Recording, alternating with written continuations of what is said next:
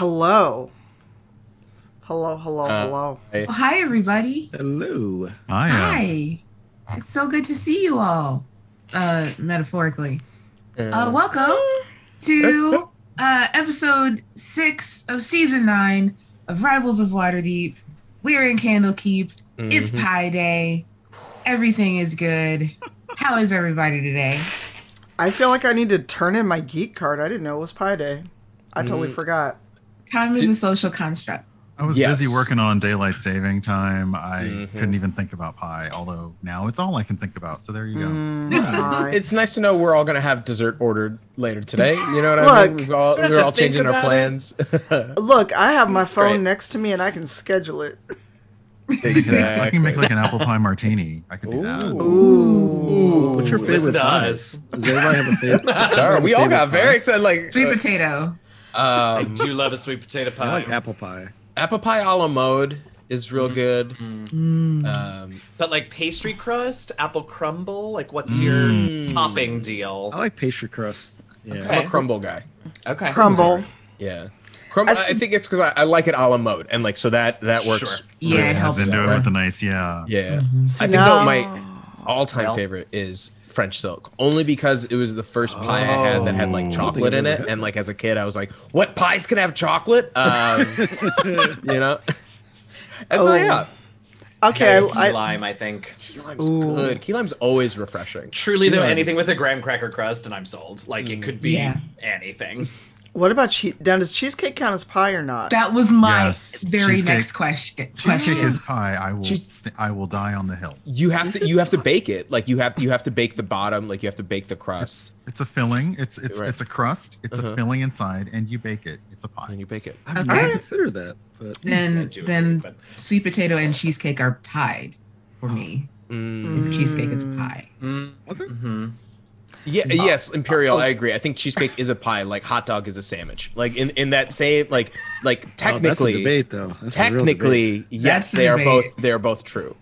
Well, thanks very much, everybody. This has been the Rivals in the Kitchen. Our hot takes. Enjoyed having you with us. No, we're in Candlekeep, like the center of knowledge. This is they have a whole Right. section. Right. This is The a whole debate section. they actually- the we're Rivals perusing the walking whole- on. We're Well, which having this is a pie? discussion in the Yes. hearth right now over actual pies. It's a historical No, culinary Gibbons, you're a it's a madman. historical culinary Cheesecake can't be debate. a pie. Obviously. Yeah. Oh no.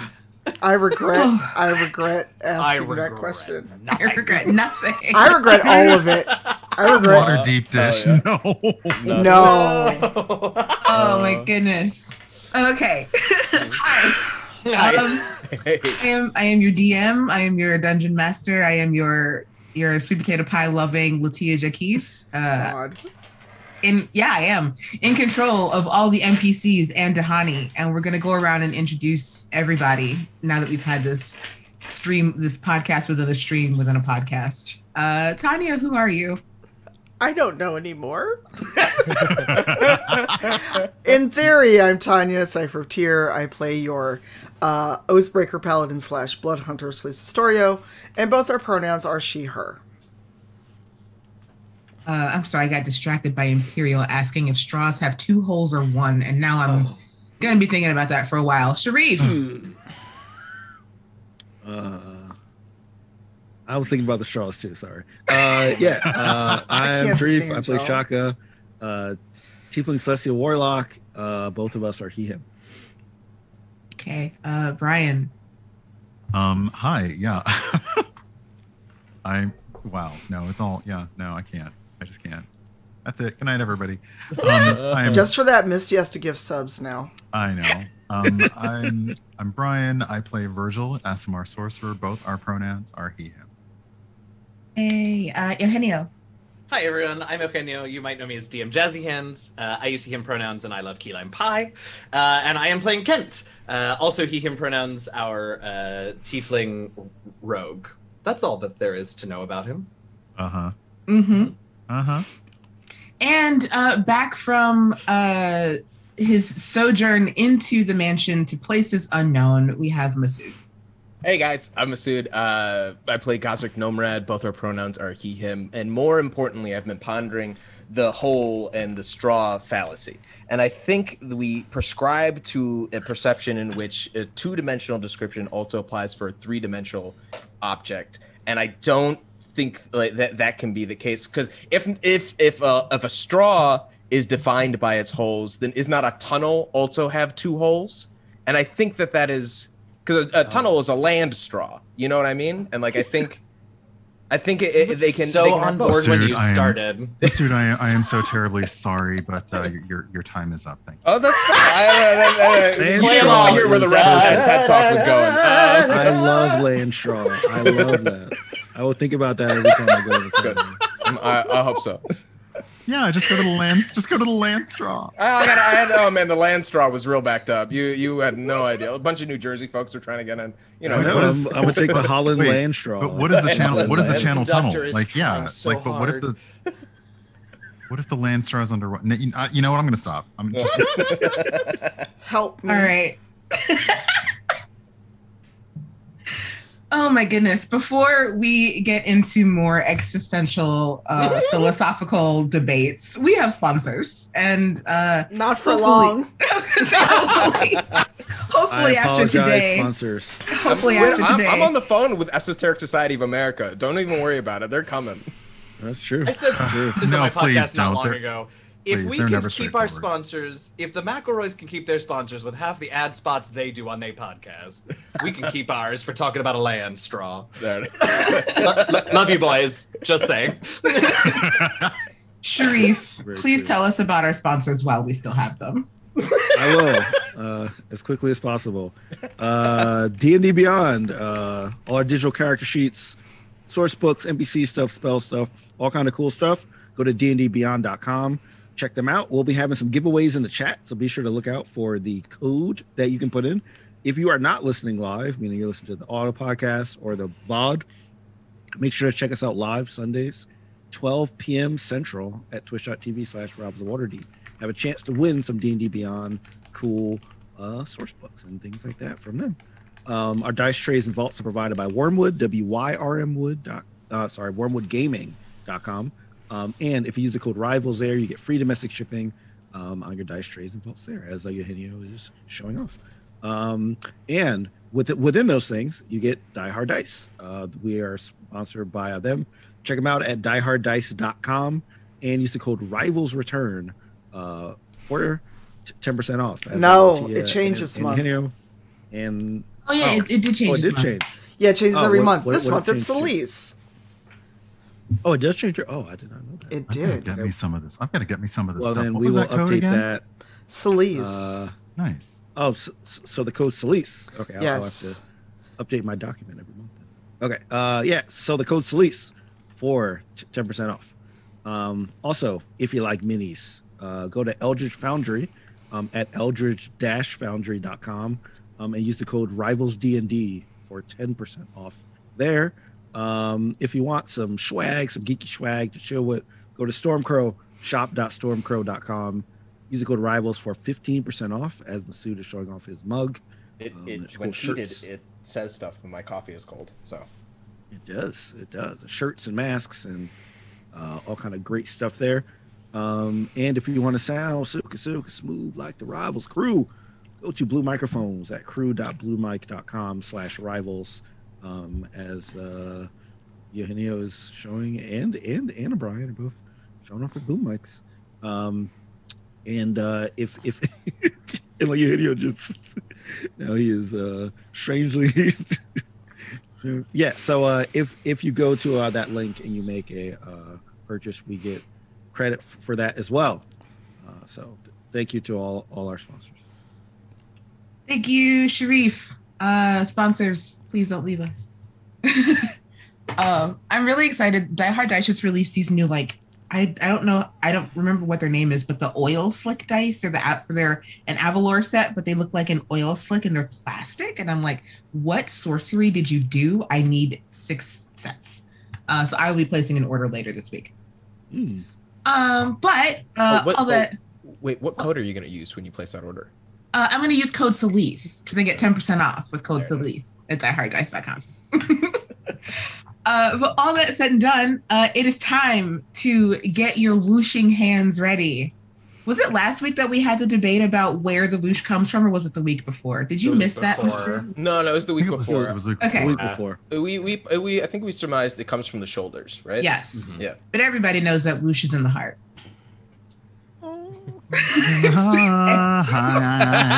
Is it now? So ready, so fast, So ready. All right, everybody. I'm sorry, Tanya. Previously on Rivals of Waterdeep. Whoosh. Lord, Way to start to the show. pray for Okay. me all. So good. Look, we're a wonderful family here on Sunday morning. I'm an only child. The weird Family kids is at the not block always that you hang blood. out with. Yeah. Oh, All right, no. everybody. So fill in our chat and Masood. What happened last week? Well, the big thing was we got to Candlekeep. We sort of picked up the pieces after our after the battle with the ambush from the fake red wizards and the trolls. We talked a lot about why it happened, whether they were coming for us or coming for Amara. No, not Amara. Amaya. Amaya. Amara is someone else that I'm an NPC in some other game. Anyway, whether they were coming for That's us, the whether they were coming for creepy girl in Fear, I Amaya. think. Oh my god, was it? Or whether they were coming for the for the coach because it was from Candlekeep. We didn't really decide on much of anything other than that it was probably Candlekeep that they were coming for specifically, so our lives are not directly in danger. And then we got to Candlekeep, and it was, well, all right, I said sort of. We got to Candlekeep. We're sort of given free reign of most of the place, which they clearly don't know us. It's Mistake. fine. And told that we could sort of have our fun, and that Amaya would start working on the book stuff, but until then we were sort of let loose. I don't know what else happened, y'all. We kind of put our heads together on the mystery, on the ambush, on the attack, trying to figure out how to best, I don't know, how to put, if somebody is behind this, how to put them into a false sense of security, how to set them a little bit off their guard. The fact that we show up and don't say anything about the attack, and we asked Amaya to see if anyone is surprised to see her. Mm-hmm. Yeah. That was the biggest thing I recall, is that, like, I remember Shaka went up to Cam and Finch. I hope I finally got that right. You did. Yeah, I did. And he was able to, I think, get through to them a little bit, that, if there's anything going, if there's any tension, that you can kind of talk to us. And then in a conversation with, like, Amaya, kind of trying to say, like, who knew that we were coming, and, like, all that kind of stuff. We kind of, I think, planted some seeds of doubt in Amaya's head that there might be some subterfuge from internally, from within Candlekeep, possibly, as Latia puts her finger next to her mouth, Dr. Evil style. So there might be a bit of a murder mystery here. So yeah, well, a attempted murder mystery, because the fake wizards, we got a sense that or that people thought that Candlekeep was gatekeeping some knowledge, and people were trying to get it. So In this murder mystery, are we the murderers? God, I hope not. We're the nosy bystanders. We're the I meddling see. bystanders. Okay. Okay. Oh, no, but then I'm like, who's the Poirot or the Sherlock? Amaya. Okay. Well, I mean, Amaya's yeah, it's stepping Amaya. into that Yeah, role, basically, this is her cozy mystery. We're just in it. We're just here. exactly. All right, then who's Excellent. Moriarty?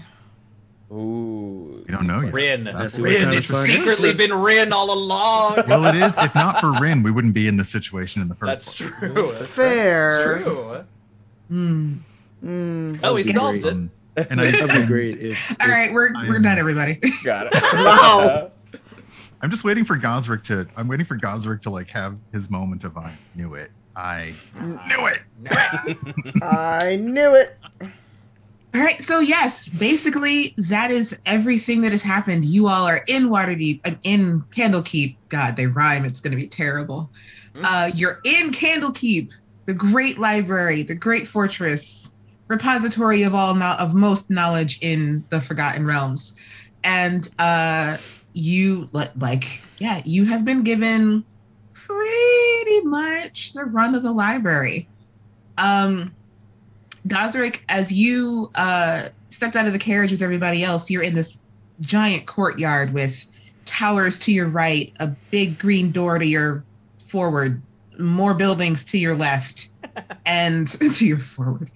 And you've been told that, your names have been given to the Keeper of the Emerald Door. The Great Library lies beyond, along with some other really fun things, and y'all are pretty much Amaya says to Celise, no need to get started right away, but whenever you're ready to begin kind of revisions on this book, you can just ask any of the monks. They will come and find me, and I will meet you where you are, unless you'd like to see the place where Tallow and Wick works. We just have a little offshoot of the library itself, but it's up to you. Whenever you're ready to do this, you can just come and find me.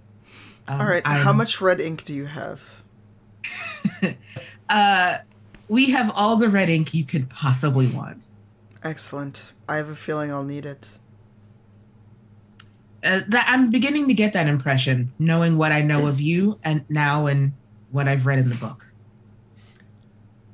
All right. I'm actually interested in seeing this office, if you don't mind. Sure, absolutely. The rest of you, would you like to come? I mean, it is in the library itself, so we will have to traverse through to get there. Yeah, I'd like to go. Seems appropriate. Guided tour sounds great. It'd be rude to turn it down, right? Yes. Yeah, that was of course, also the first reason in my mind. Do we have other? I ask Amaya. It's like, are there maps available somewhere to keep track of the important bits and pieces? If it's a walking tour, I just want to take notes of where we're going. There are no maps, in the sense that you mean. Mostly, if you're interested in a book, the monks of the library will ensure that it gets to you. Oh, okay. Mm-hmm. And, well, I'm excited to see what else is there along the way to the Great Library, Oh, sure. Let me pull up my map. I know where I'm taking you all. Would you like me to pull up a map? Absolutely. Ooh, Tanya, would you be so kind Ooh. as to pull up a map? For the folks Do it. listening to the podcast, this is a little treat for the visual viewers. We're pulling up That's a Candlekeep. pretty map. It's very. I Look at was it. looking at it particularly for that reason. It's like, can I use this as reference? Because this is his player Yes, you knowledge. may. No, Okay, no. okay, cool. You can absolutely use this as reference. So obviously Great. the courtyard area to the right is where you all have entered. Mhm. You can see the emerald door that separates the courtyard from the library area itself. Wow. And then as you all enter in, you are led through a series of winding buildings and hallways, and you get the sense that this was kind of like mishmashed together as the knowledge grew. Mm-hmm. Yes, this is Marco Bernardini. I do believe I'm saying that right. This is a fantastic map. I'm going to take just a second here to shout out Marco and my friends who wrote Elminster's Candlekeep Compendium. I literally just said it before we started stream, but it's on the DM's Guild. You can get it now. It's awesome. Hell yeah. And is what I'm using to reference Candlekeep this whole season. So Cool.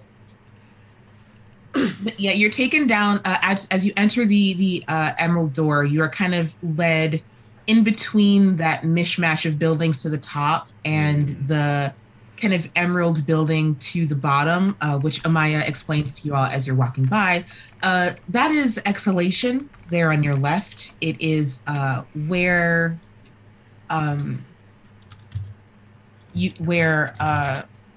like defense and tactics, keeping Candlekeep safe. That is where the great minds work to keep Candlekeep safe. And most people don't really go in there unless they are tactically minded.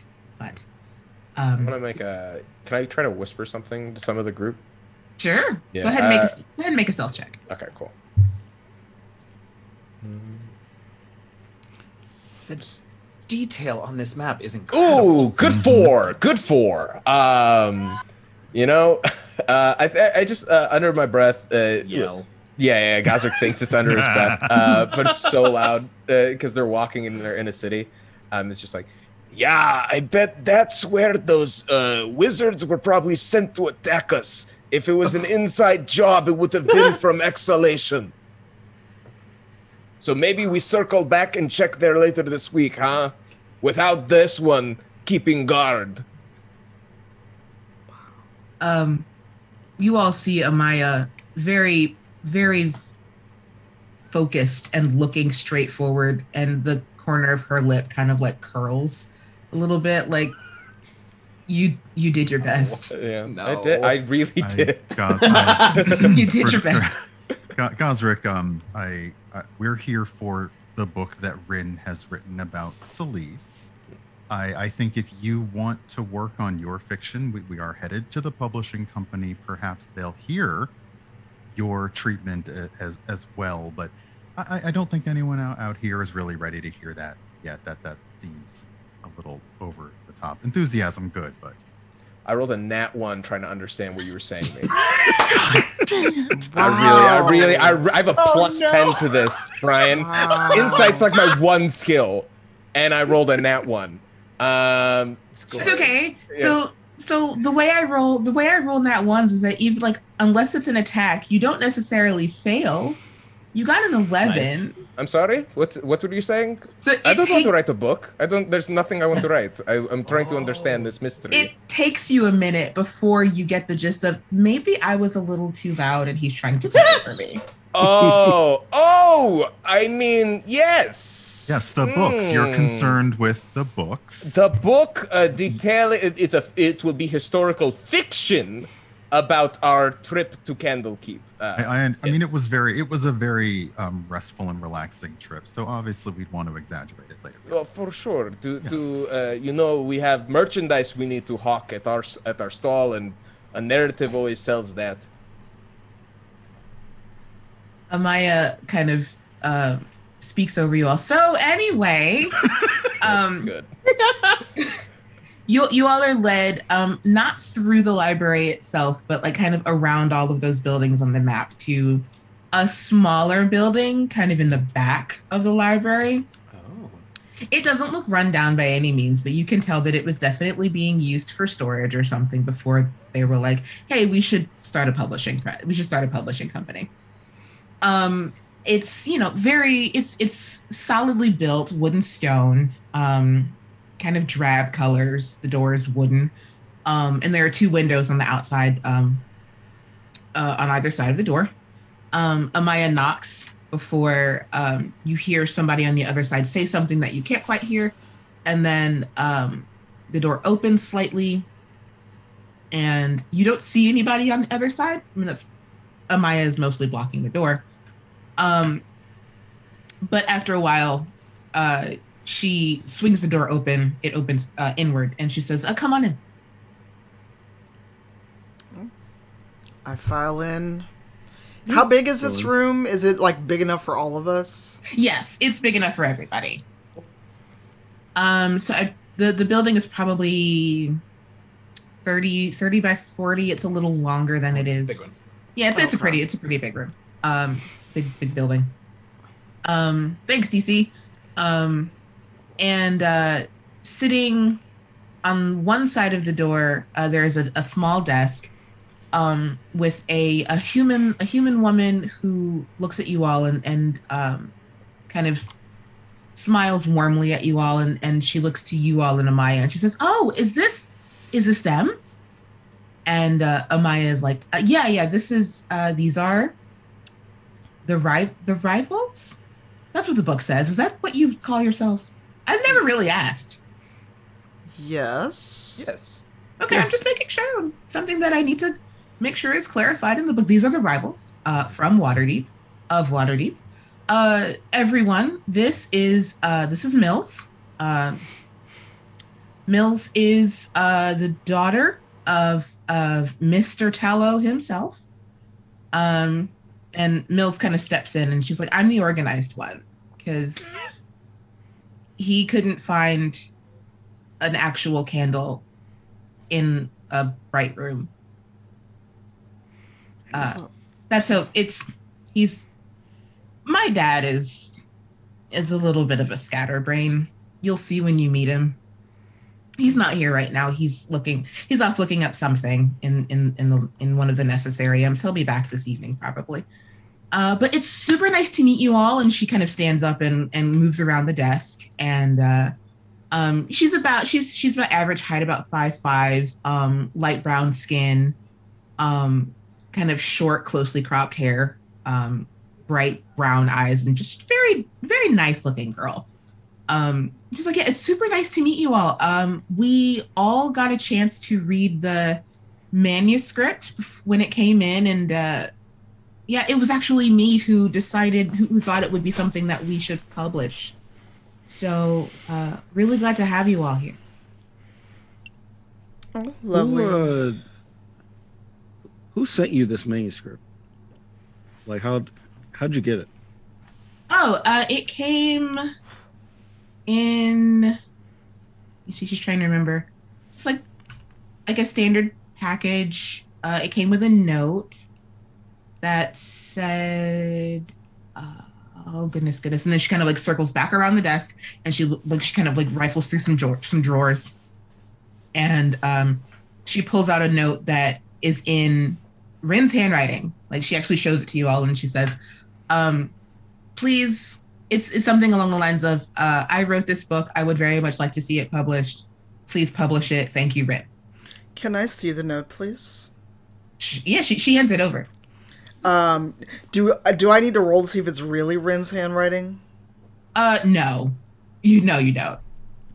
Is it actually Rin's handwriting? It is actually Rin's handwriting. Okay. And I just... Yep, that... And then, actually, if you turn... There's something, like, it also... There's something else. Hold on. She rifles through that same drawer, and, like, you see it's stacks of papers that are in some kind of order, but it's a little disorganized now that she's been rifling through it. And she pulls out one other note that she hands to you and says, "This came with it." And you recognize the familiar scratchy handwriting of Duo. And the note says something to the effect of, "This was left to me to send to you. It would be really great if you publish my friend's work. Thank you, Duo." But you already had the book, correct? No, these notes came together. Oh, so Rin might have sent it to Duo, and then Duo sent it here, possibly. Roll a history check. All of us, or just Shaka? If you'd like to, you can roll as well. I wanted to roll one on the would you say the Malo family? The Tallow the Tallow family. Mills and then Tallow. Yeah. Yeah, Mills and then her father, Mr. Tallow. You don't know his first name yet. I got a nat 20. I got an 8. I got a 16. Nice. Okay. So for you two rolling history on this note, you do remember during your downtime when you came back from Revel's End, Duo had been surprisingly well behaved during those 2 weeks, and had been spending not a lot of time, but he'd been you know, he had been going through the manor had been a little bit cleaner than normal, and you noticed he did go out a lot. You think he may have mailed this off during that 2-week period. All right. Like realizing that Rin had not come back, he had kind of fulfilled Rin's wish prior to leaving for Rebel's End.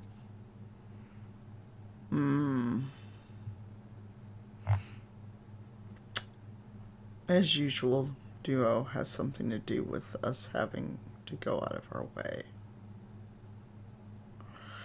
I must say, impressive response time. You know, it's quite the operation you all run here to get to us so quickly after you receive the manuscript. Oh yeah, it was sent to us rather quickly. I wonder if it was, you know, fast horse or teleportation circle. I don't know. All I know is that we got it and we wanted it, and now you're here. Is this like the standard procedure that you've done with other? You know, I'm assuming that this happens to you a lot. Like people send in works that they want to be, you know, added to the library or anything. Is this any different from the standard procedure that you do? Yes. Mostly when people bring, you know, when they bring their entrance gifts, it's something that has, you know, been published or has been long forgotten or is an update to knowledge we already have, or, you know, we've never, the library itself has never done anything like this, you know, like we've never, what is the right way to say this? The knowledge that the library takes in has kind of already existed, right? This is something that exists, but is in the process still of becoming, you know? So it's a very rare form of entrance gift when you can approach the people who have the knowledge directly and are willing to compile it for the library. Does that make sense? It does. That makes sense. But I have a question. Oh, no, it's okay. But surely there are other adventurers that have had escapades as well. Why the story of me or the rivals? Well, we've heard a lot about you. Gossip fist pumps because he thinks his marketing strategy has been working. I mean, we heard about what she kind of, she doesn't have the manuscript with her, but you know, you see her almost like cataloging the book in her head as if she's read it over and over and over. Like, we heard about what happened in Nightstone, and we heard about you all went to Avernus, like the manor itself disappeared. We've heard about that. And for stories directly from the adventurers to fall directly into our laps, we weren't going to pass that up. I suppose I'm just baffled, I guess. And also I'm more than a little annoyed that he kept writing this book after I told him basically to ask. Are you seeing this as a more finite biography, or are you actually now looking for stories and experiences from people in the group? Well, we would like to have what is written be truthful. Like, right now, we're not looking for anything beyond what is in the manuscript. However, if you are absolutely interested in a series, and you see her face get so bright, we would be more than happy to talk about that. All right. And Salacious looks at the rest of them, especially Shaka. Well, what do you think? I mean, I don't know. I'm a little uncomfortable, but maybe this is something that we could, make sure it's accurate, of course, but we can get something that could get us some extra, some side money, right? Yes, thank God someone else said it. Oh my God, I was waiting so hard. Oh, I showed so much restraint. But yes, guys, this is good for our brand. It would be wonderful. And no, Shaka, you're exactly right. We need to have final say of approval. We need to make sure what said about us is accurate and true, or at the very least, how we want to be represented. This could be very good for the rivals, and perhaps everyone gets their own book, a series. We would need at least 70% return in profits. You'd get a 30% management fee, depending on how that would break out. I mean, I'm just rough balling here. I can talk to your people. Did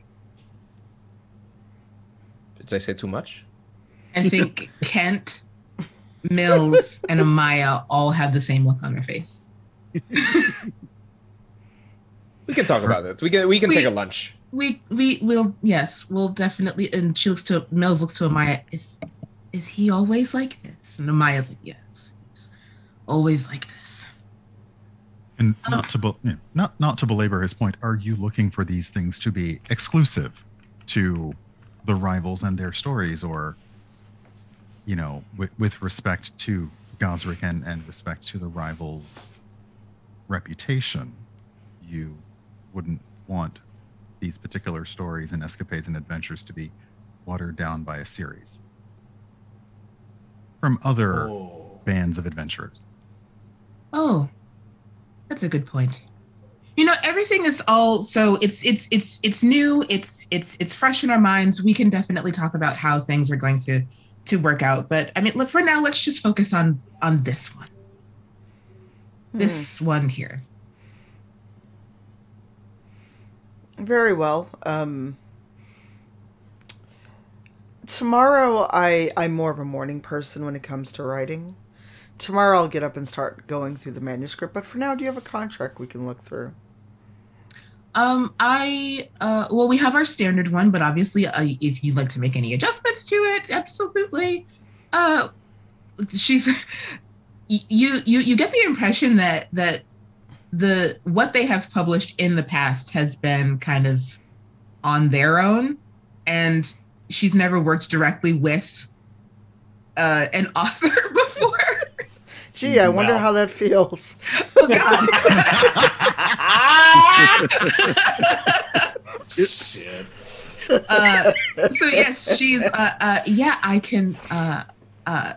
can get our standard contract, and we can go over that together. And obviously we want you all to feel that you're getting a good deal, but also we don't want to, you understand, she's starting to look a little frazzled. A little flustered. Yes, a little frazzled. I just hold up my hand, and it's like, we can look over the contract and get out of your hair. And as you can see, our companion Kent is very eager to look around the library. Yes. Absolutely. Yes, we will hash out the details in the morning. Perhaps my father will be here. Everything will be wonderful. Thank you so much. Yes. Perfect. Will you send the contract to our lodgings? Also, where are we staying? Are we going back to the mansion? Oh, no. You have rooms arranged for you in one of the necessariums. Oh, okay, wonderful. Yes. Excellent. Well, if there's communal dinner or group dinner, we'll see you there. Yes, absolutely. Have a wonderful stay in Candlekeep, and if there's anything that you need from me, just send a runner. They know where to find us. All right. Thank you. And Amaya says, I'm going to stay here to talk about details with Mills. If you wouldn't mind, you can just yell for a runner and they'll take you to wherever you'd like to be in the library. Wonderful. And will the runner, if we ask, take us to where we need to be for our stay? If we want to freshen up, perchance. It's been a bit of a journey, Yes, absolutely. And Gosrick, you would know, Masood, you weren't here last week, but last, you the courtyard is home to where you are staying and where you are eating. So, Okay. so yeah, you are free. The FMV has ended. Gameplay has recommenced. No. Not Okay, not the all right. FMV. Not the. Oh, wow. Cutscene. We just had an unskippable cutscene. Now can't that we're through that, Can't where do folks want to go? Celise was actually wondering if there was a shrine to Tyr anywhere. Yes. You did ask that last week. Yeah, you can re-ask as you leave to remind. And yes, they will find for you a small place, like not a full shrine, but there is a place where you can commune with Tyr if you would like to. Okay. In the same vein, Kent's looking for Denier, but go ahead, Celise. Or if they're nearby, we can just walk together. Oh, that's true. They are not nearby. The shrine to Denier is in the Court of Air. That's right. You did say that last week. Mm-hmm. And what they'll do for you, Celise, they have like they have hallowed ground, where they will bring a symbol of Tyr and let you be alone with it for a while. Oh, that's not quite what Celise wanted. Will they let her keep the symbol of Tyr?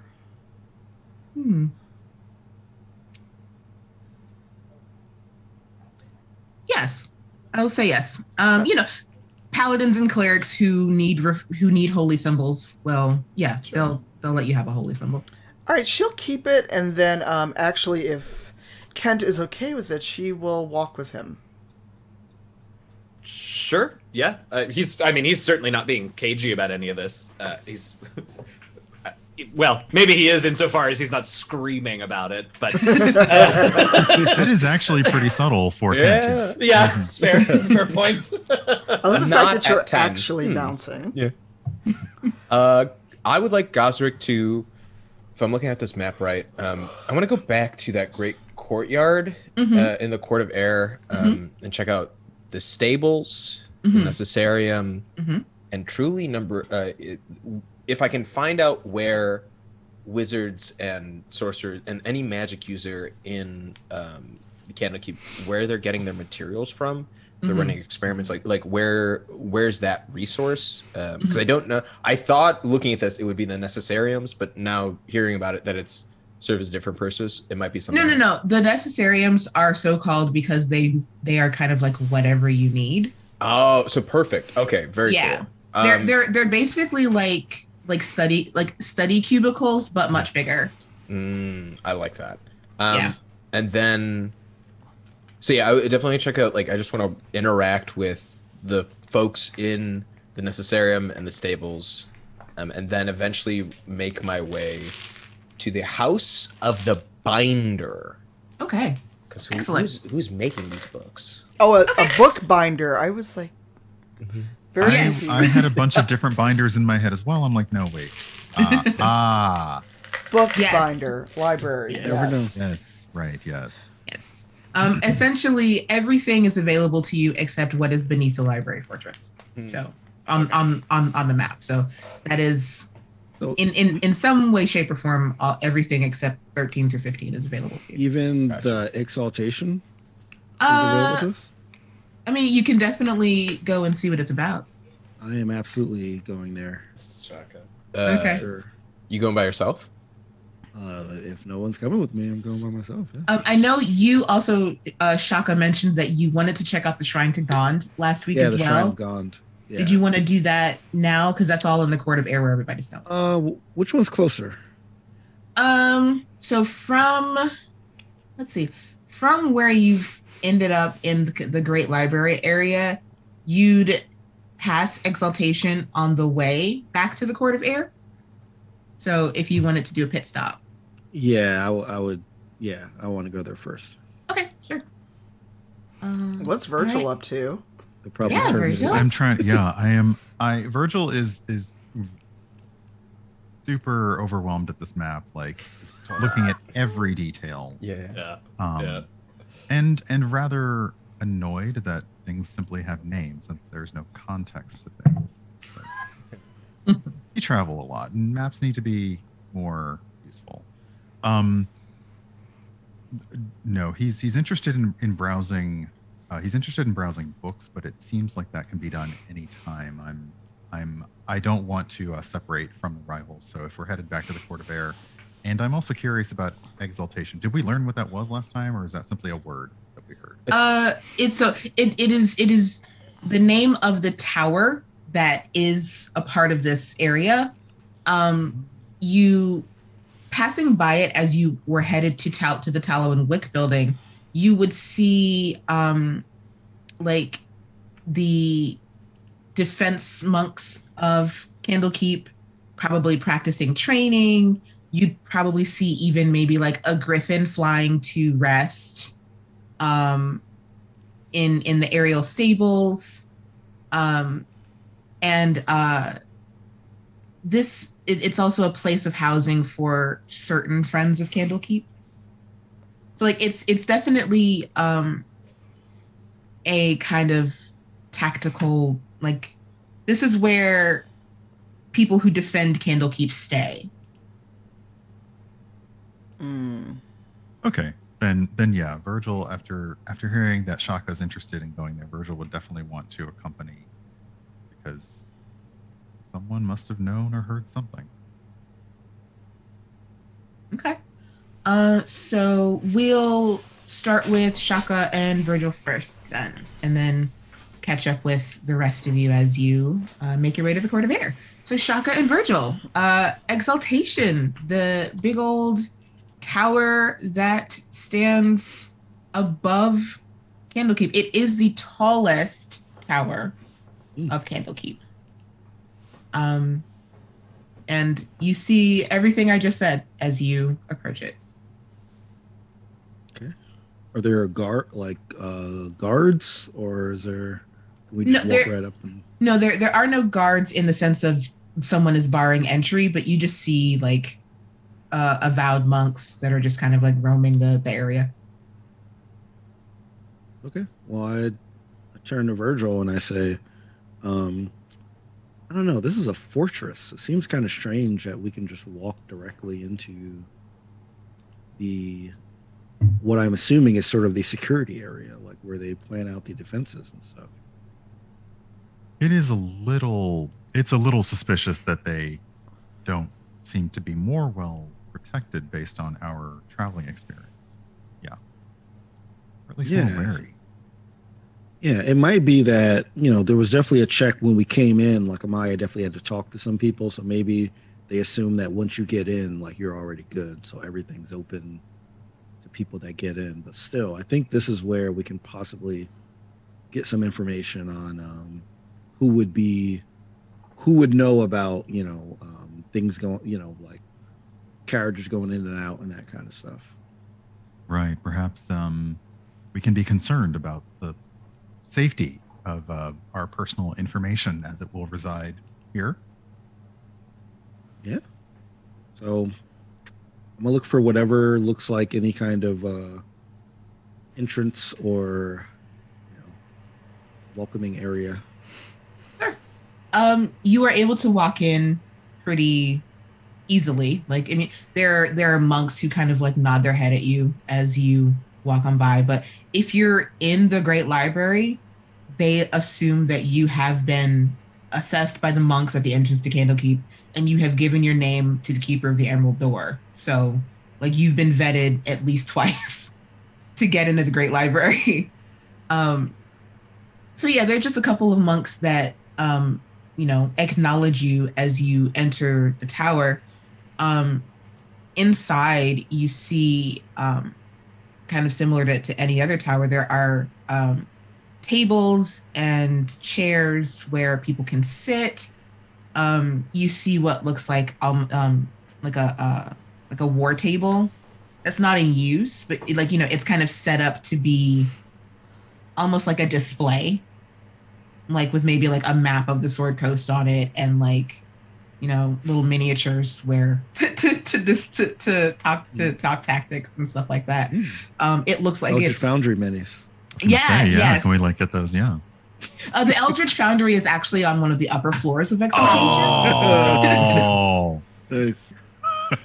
But yeah, it looks like it at a quick glance it looks like some battle of years past or something like that. And again, like books line the shelves. You see Avowed who are in here reading, guests who are in here reading. It's a little quiet. Occasionally you hear what sounds like somebody reading, like kind of maybe off in the distance somewhere. The war table and the map, that there doesn't appear to be any indication of any activity or basically along the way in there doesn't appear to that they may have recorded any altercations for other carts or travelers coming in. Make a history check if you like. Oh.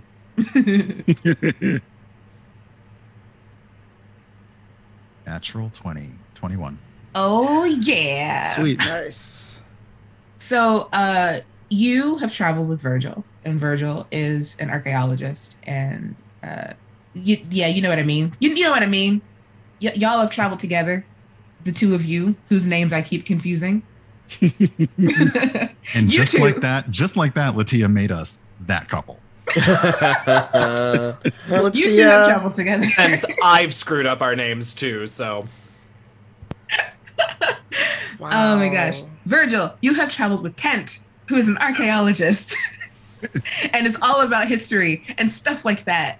And so you know that this looks like an older battle, like a battle in the history of Faerun that is just there for display. Okay. Goodness gracious. I'm gonna have to have you all name yourselves in Zoom. That's fair. Okay, then oh no shipping names in chat, don't you dare. I'll come over there. Also, our ship Okay. names are bad. Yeah.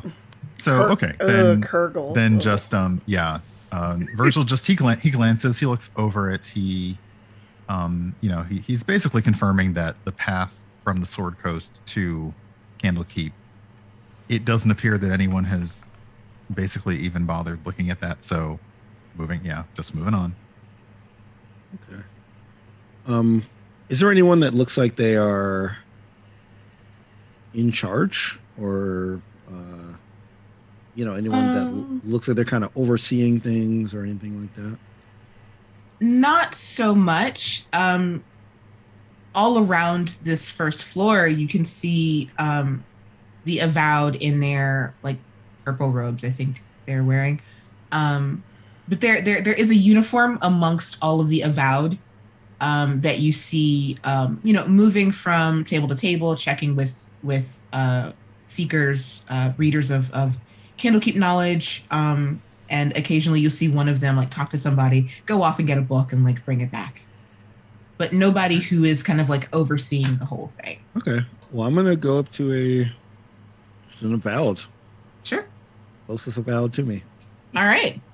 This Avowed is a tall, dark-skinned man with he's got locks, and like there's a shock of like blonde in them. It's dark hair, but there's like a shock of blonde that goes through his hair. It's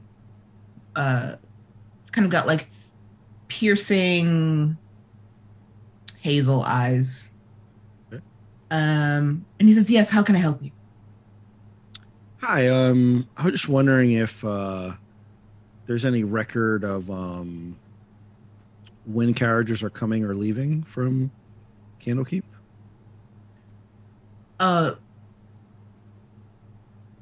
You mean current knowledge?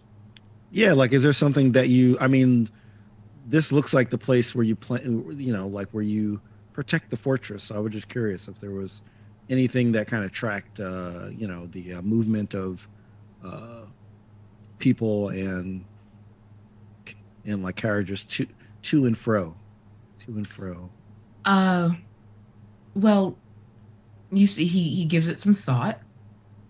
Oh no, not exaltation is meant for larger scale attacks on the. If he looks stumped, like no one has ever asked him for current knowledge. Okay, cool. I stumped the monk. We have the power now. You stumped him on. We won Candlekeep. He says, well, I would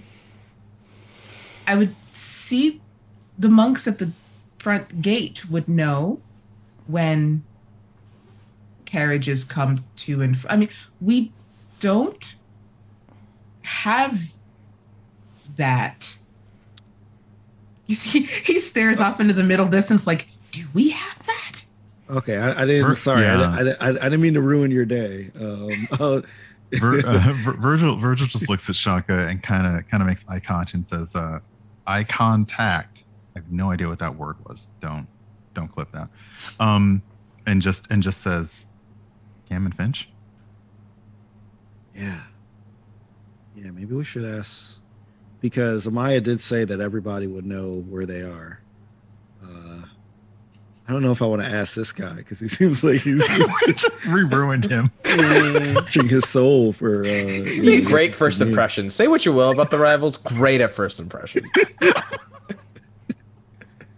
Well, I do know Cam and Finch. They were just on a journey out. If you know that, are you new to Candlekeep?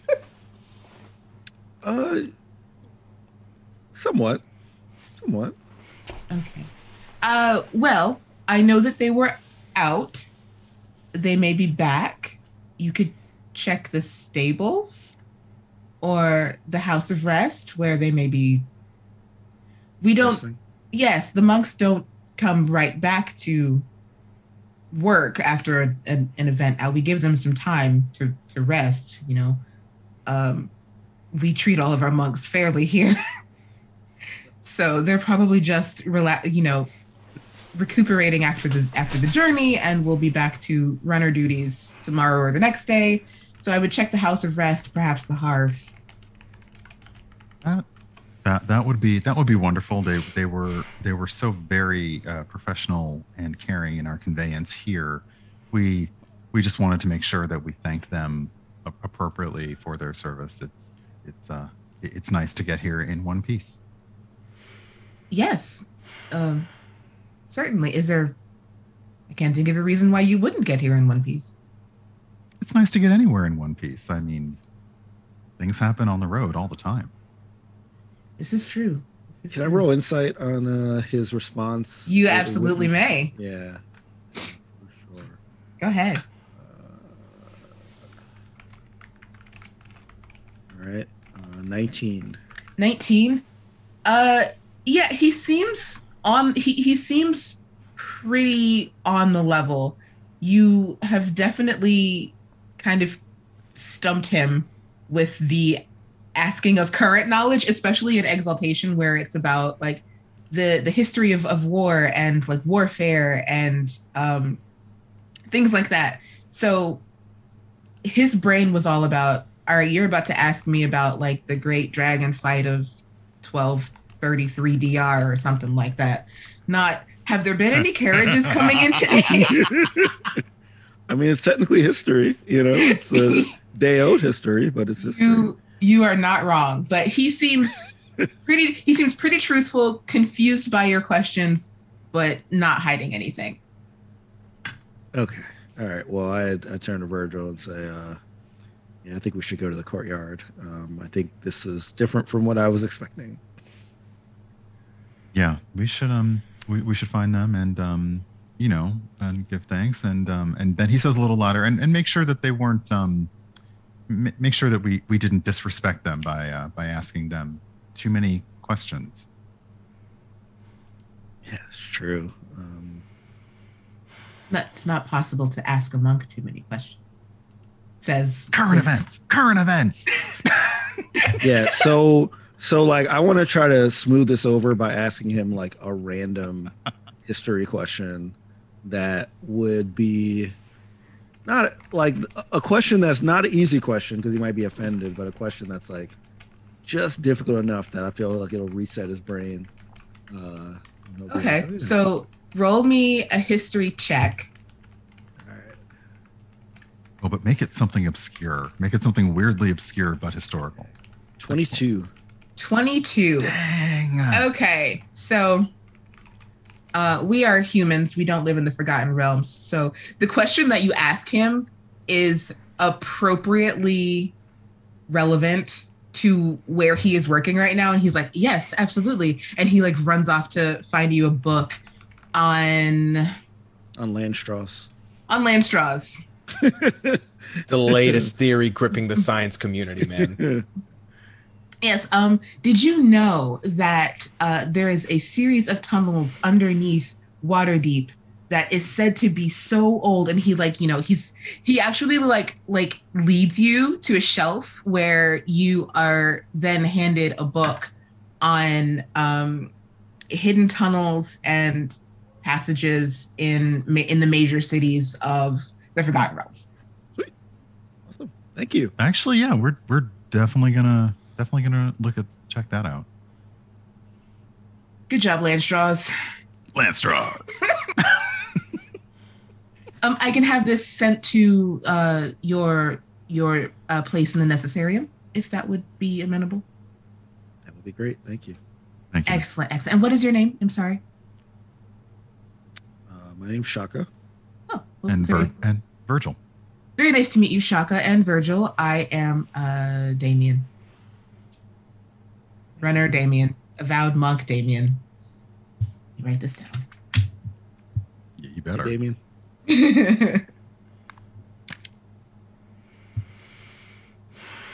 That poor monk's gonna start drinking after y'all leave. I Yeah, said writing down Damien's name monk, like he's gonna be the next rival of Waterdeep. What's happening? every monk we meet's gonna want to take a vow of silence after meeting us. I tell you. Yeah.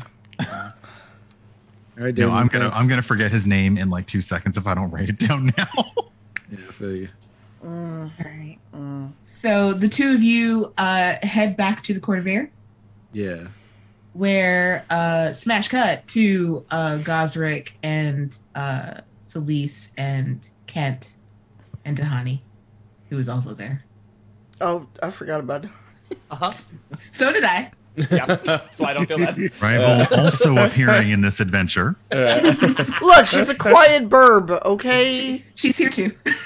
She's a monk. She's off doing bird monk things. Just That's right. quietly sketching everything that comes across. True. Just Exactly. painting stuff. Exactly. So the three of you, the shrines to Denier and Gond are in the hearth. If that's it, I believe that's what my notes have said. Sure. Correct. Sure. Yeah, Okay. absolutely. That's where they are. Great. That's number 3. Mm-hmm. Yes.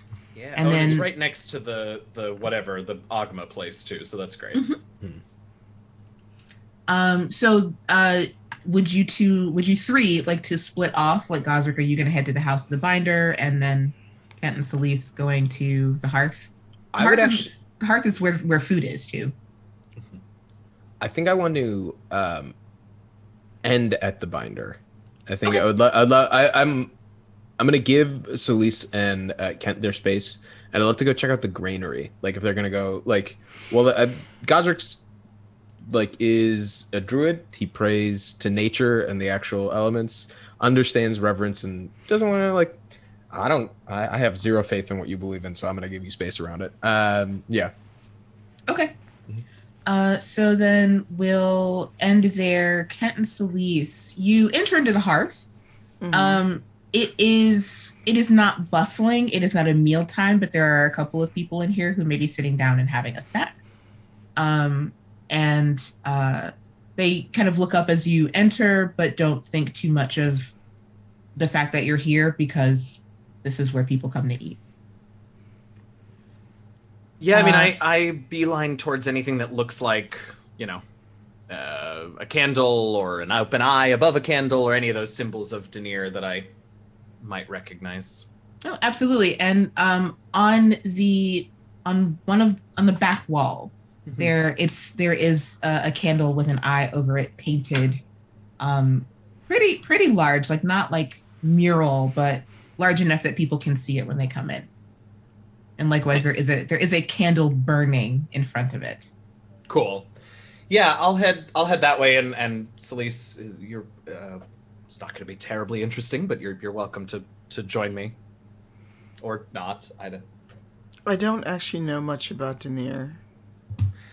The best part about this is neither do I. I just had a friend a while back who did, and he kind of disappeared, and so any chance I get, I send a little word out to one of Denier, to Denier, since one of his fans has gone missing. Well, I'll sit nearby and look at the symbol they actually gave me of Tyr. Because Celeste feels like she'd be intruding in something like that. Sure. So, and she probably would if Kent had any kind of actual connection to this god beyond his friend Flick. So, Kent goes over and it is clear that he's done this before, so it's not like the awkward musings of a first-time person who is praying, but it's also clearly not someone who has spent any sort of time being indoctrinated into the religious ways of the Church of Denier. He's just like, hey, it's me again. Still haven't seen Flick. Hope you're looking out for him. He was cool and also a tiefling. So, yeah, hope he's all right. And keep an eye out on him. And I point at the eye on the wall. Aha! Pretty sure you like it because you haven't killed me for it yet. Okay, thanks. So does Flick like bugs by any chance? No, but it kills us that character came out after this Flick was created. We were like, wait a minute! Please don't choke Brian. At least the glass is big enough that he can stop the liquor getting to him before it kills him. Oh, goodness. I'm a professional, thank you. I just give up. but whenever Kent is done, Celeste is sitting there. Would it be like? So I'm trying to think of what is normally what was the symbol they gave her for Tyr actually? Give me a minute while I Google what the symbol of Tyr is. It's usually a rune shaped that looks like a T called Tiwaz. Okay, so yeah, that was what I was thinking. The one that was on Celeste's shield, right? Yes. Okay. It is that. It is it's made of iron. It's weighty in your hand. It has a good weight to it. Mm-hmm. It's a little tarnished. You can tell it's not a new symbol. It found its way to the library at some point in the past, and now is yours. Okay. She's sitting there kind of just, when someone is kind of thinking and they're not really thinking about what they're doing, she's turning it over in her hands and kind of rubbing it with her thumb and not really paying attention. She's trying to commune with Tyr. I don't know if she'll be successful unless you want me to roll for it or RP it out. But she is still not settled with the fact that Tyr is unhappy with her. Okay. I'll go ahead and roll a religion check. Yay, religion. And I get an advantage on it. Let's see, which dice have not failed me this weekend? Oh, I'm so glad I get advantage on this. Son of a Antivan. Okay. That was a whopping 10. Oh. Dice jail. So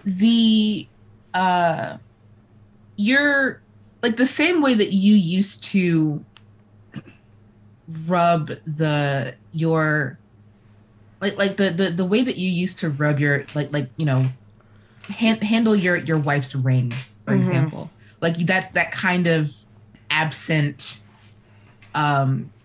maneuvering of the symbol in your hand, and you've been holding it for a while, and you'd think that even like just your natural body heat would warm this iron. It is still cold to the touch. So I'm holding cold iron.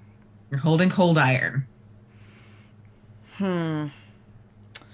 Does it affect me at all, or is it just more like no matter what I do, this is cold? No matter what you do, it's cold. Like it doesn't burn you or anything, or it just it feels cold and heavy in your hand. Like my heart. Oh. She puts it on the table, and like when you're just kind of like at wit's end, she puts her head down, and that is how Kent will find her, kind of like frustrated that she still cannot reach Tyr. Yeah, I don't know what to do with that as I come back. And suddenly Kent is from Minnesota. Yeah, I mean, I think I get back. Is that symbol? I mean, Celise, how much have we, like, maybe on the road up to Icewind Dale? Did you actually talk about Tyr? Because I know that's a whole thing for you right now. So I don't know how much you would have. She would have talked about it as she got comfortable with you both. Okay. So then, presuming that I recognize at least, a symbol of Tyr there, I can sort of put two and two together. And still not know what to say. This never happens to Kent. I think I'll just sit down and actually not say anything and just sort of sit there and make sure that Celise knows I'm there, and flag someone down for a drink and a nosh in the meantime, and just sort of sit there and be there, but for once not feel the need to say anything. Yeah. Celise does realize you're there after a minute, and she okay, quick out of character question, because I don't actually realize I don't know this. Oh. Do tieflings have any aversion or any kind of reaction to cold iron? I don't think so, no. Okay. She kind of looks at it and is like, no matter what I do, it's still cold. He won't answer me.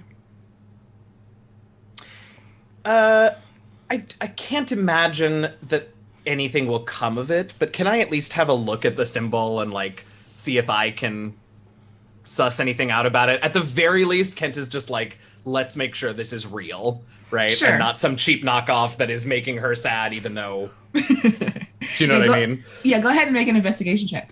Oh my god, it's the tourist rosary that isn't made of real Exactly. rosewood.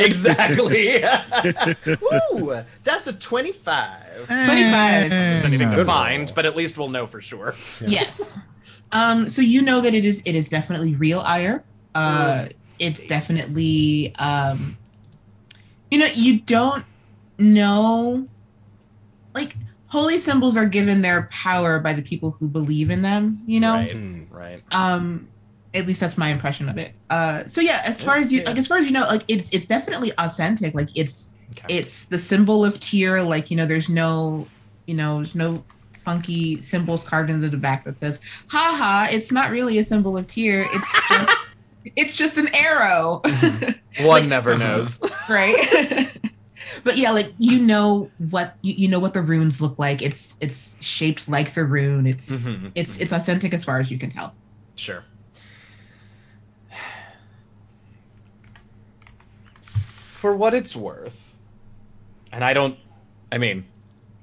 can repeat the prayer that I just sent up to Denier if you need proof of this, but I don't know a whole lot about faith. I know a lot about religion and actually very little about faith. But for what it's worth, in my experience, and by that I mean Virgil, I think you just gotta not try so hard. I think what drew you to Tyr in the first place is probably still there, and what drew Tyr back to you is probably still there somewhere. And I mean, we haven't known each other long, and I tend to be loud and opinionated. But I still notice things.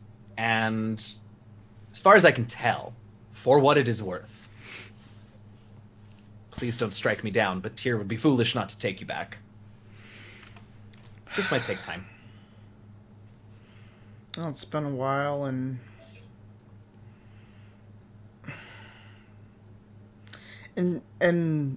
she just kind of looks disgruntled, and she looks around, and that's not a conversation for out in the open in a strange place.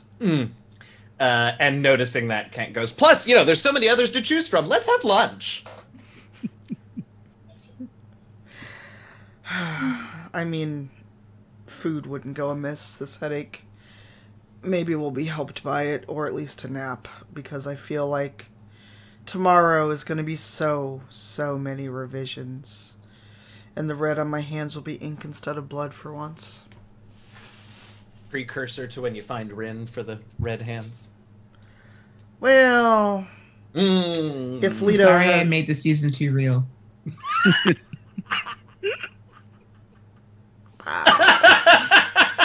Wow. Sorry, that really tickled me for some reason. Well done. Wow. Anyway, I'm going to crack up if Brandon's watching. I know, I'm watching the chat being like, is it here, is it here, is it here? You'll hear about this. Of course he will. Rin will remember that. She pockets the holy symbol. Yeah. And she takes your hand for a minute and just thanks you, and she doesn't know what to say because she's not good with words, and this struggle with her faith is really hard for her. Yeah, and honestly, Ken doesn't know what to say either because I think he knows that, and half of his personality is definitely not an act, and he really is that sort of excited and loud and bubbly. But a little bit of his, a defense mechanism is him putting it on, and he realizes that this is not maybe the moment for that, but he has so little practice existing in that space that he's not really sure what he's supposed to say, so he'll just, take the thanks and sit quietly and awkwardly until the food arrives. No, she chatters with him, but it's very subdued. Yeah. It's not what he's used to having on the road. Yeah. We'll cut from there to Gosrick, who is currently standing outside of which building? The granary. Granary and stables. I'm just interacting with the folks who are the runners, ideally. The folks who keep Candlekeep running. Okay. So yeah, the granary is full of people who are stocking food and big old bags of grain being set up to be delivered to the hearth when they need stuff.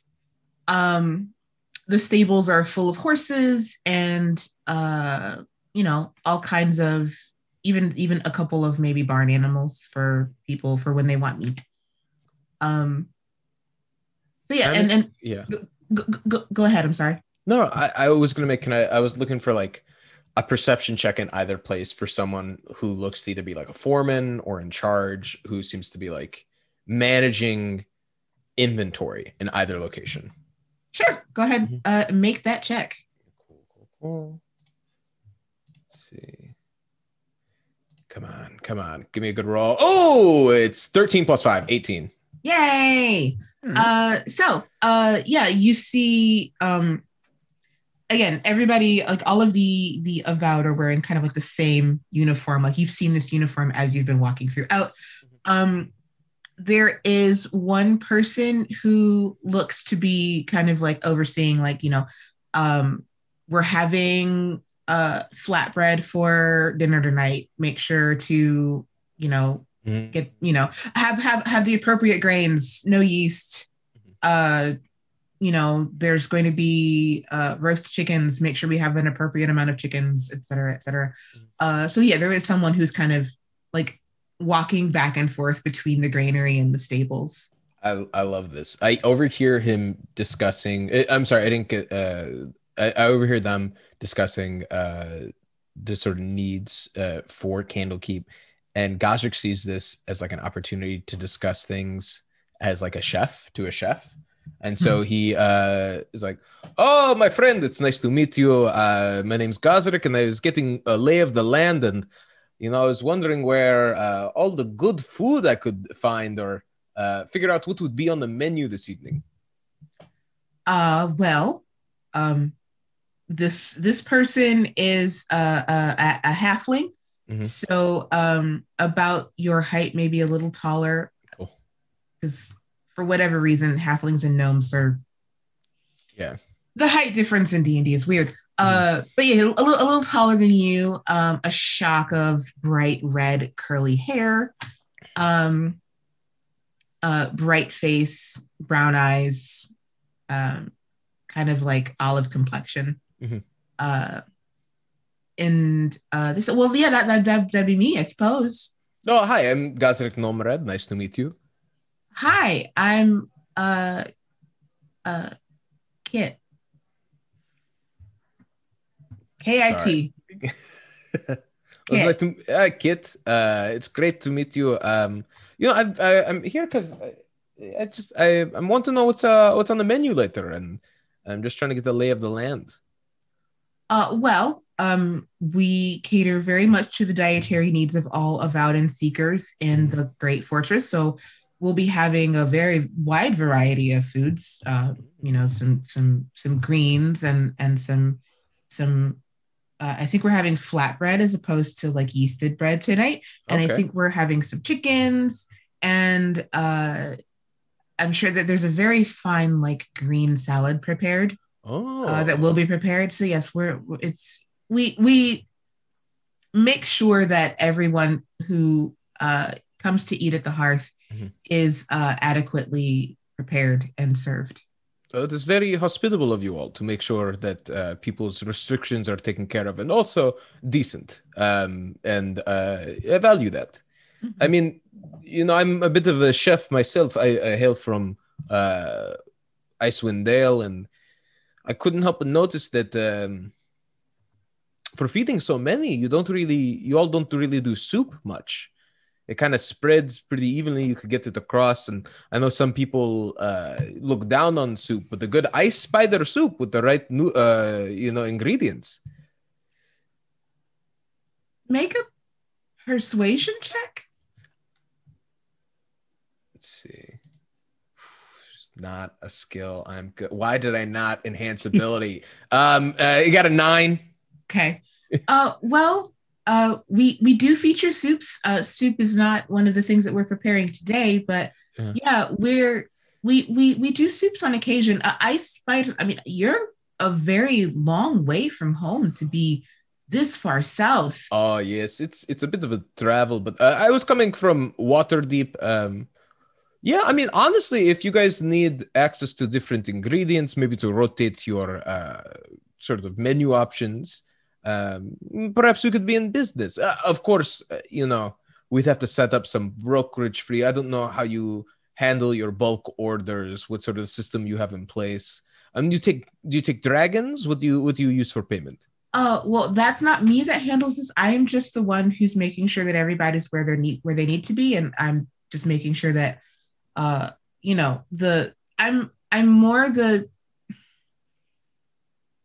not the one who orders the food. That's way higher up. I'm just the one who has been told what's going to be on the menu for tonight and making sure that everything is properly arranged. We've never had ice spider soup. That is, I mean, I don't know how long ice spiders take before they spoil. I guess you have to get them from Icewind Dale to get them down here. Right. That's even farther than Waterdeep, and the logistics of that are just absolutely mind-boggling for me to even consider. But I suppose if we had people who were interested, we could get ice spider soup. I mean, I could definitely pass it higher up, but no. Don't put your neck on the chopping block. I know how this job works. I understand. But what's your supervisor's name? I'll act like I ran into him. I'll talk to him myself. Is he here? Is he posted up in Exaltation? Oh, well, wow, you've been here a while. Already got the names of the towers down and stuff. That's great. Trying to get the lay of the land. Um, well, I, I've never been faced with this question before. Well, just give me your name and I can run it up myself. How's that Perfect. sound? Hey, kid, I don't want to make your life difficult. I just, I'm trying to figure out what's happening. And when I go to a new city, I want to find out where the locals are, where the real people are staying, because you'll give me the right suggestions. Well, we're not really a city, but I guess I see what you mean. Oh, I mean, you're a urbanized community within a strict confine of a geographical location. I mean,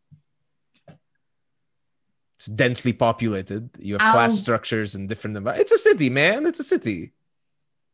I'll give you that one on a technicality. That's the best way to be given it. It's nice to meet you, Kit. I will be around, and I sort of make my way out, and yeah. So as you leave, like the instant you leave, she turns back to what she was doing, and she says, "He didn't give me his name." It's Gosrick Nomrad. You'll know it. I did. First thing I said was, "Hi, I'm Gosrick." Was the first thing I said when we introduced myself. She forgot. She forgot. That's fair. That's fair. Yeah, I don't know. I can't blame her. So the people who prepare the food are given the food. They don't actually make the order. It always happens to be the right amount. They always I think Gosrick is really trying to chew over. God, I can't believe I say this. What is the supply chain in Candlekeep, and how are things actually being flooded in and out in a way that would make someone want to take an attack on Candlekeep while we weren't protected within its walls? You know what I mean? We were attacked on our journey in to send a message. Yeah, why? It's still that question. Yeah. And if I pop out of the granary and we don't have to stick on Gosrick, but I'll make my way to the stables to check in with other folks if we want to cut to someone else. Okay. You head to the stables and Cam and Finch are there. Yeah, Cam, Finch, guys. Hey, for not horses, you like to hang out around the bunch.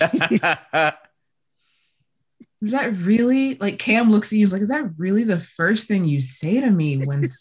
Honestly, we're new, and I reach for things that I know is inside joke material between us to show that, hey, remember me? Yeah, it's a whole thing. I'm working on it. But how are you guys? How are things happening here? Gosrick, right? Yeah, see, clearly you remember. Well, when you spend a week on the road with somebody who thinks that you may or may not be a horse, that's a very unforgettable person. Okay, I asked once, and you proved it very definitively you weren't. I mean. No, it's fun. It's a fun bit. If you don't like it, don't have to say it. Cam, Finch, good to see you all. How you guys? Where are you staying? Do you stay in the Necessarium? You guys post up in the stables near your job? What's going on? No, we're just seeing to the horses before we kind of just chill for a day or two before we get assigned to whatever runner task we're given next. I mean, like we said, all the monks do everything. So you guys you handle all of it. The wizards and sorcerers don't want to get their hands dirty, or they're just not capable? No, I mean, there are wizard and so monk is both a thing that some of us are and the name of all of us. Oh, thank you for clarifying. I'm getting customs here. That's very useful. Yes. So it's you just because you are a monk does not mean you know how to harness ki. You're not necessarily connected to the body in that way, but exactly. You are a monk of the order, perchance. Yes, yes, you've got it. Thank you. See, I pick up. I get it. But in the meantime, you guys have some time off, or I mean, do you have time off? Do you get to go? Are you going to explore the city on your own? Hang out, go to a library, grab a book? I guess it's not a city, it's a library. Cool. Yes, I get it. I know, but okay. You're going to explore this environment while you are on break, my man. No, I'm probably just going to take a nap. For days? Well, no, after the nap, I'll probably do something else. But the only thing that is concerning to me right now is my nap. Oh, okay. I don't want to keep you from your nap. Finch, what about you, man? What you doing? Finch has disappeared. Cam, I'm gonna keep you from your nap, man. Smart man. We gotta. Smart man. Here's the thing, dude. I'm gonna be real. My life was threatened for a reason I do not understand. I don't know if you know this about me, but I recently got out of jail, and I intend to enjoy my free time and not to lose that freedom to another incarceration or perhaps death. But I just I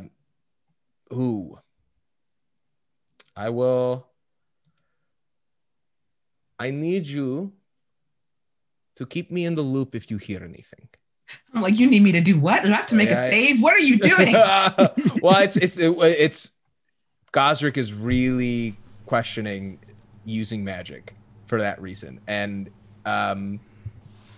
is not there. This is a buddy of theirs. They've just met. Like it would be rude to impose that against their will in that way.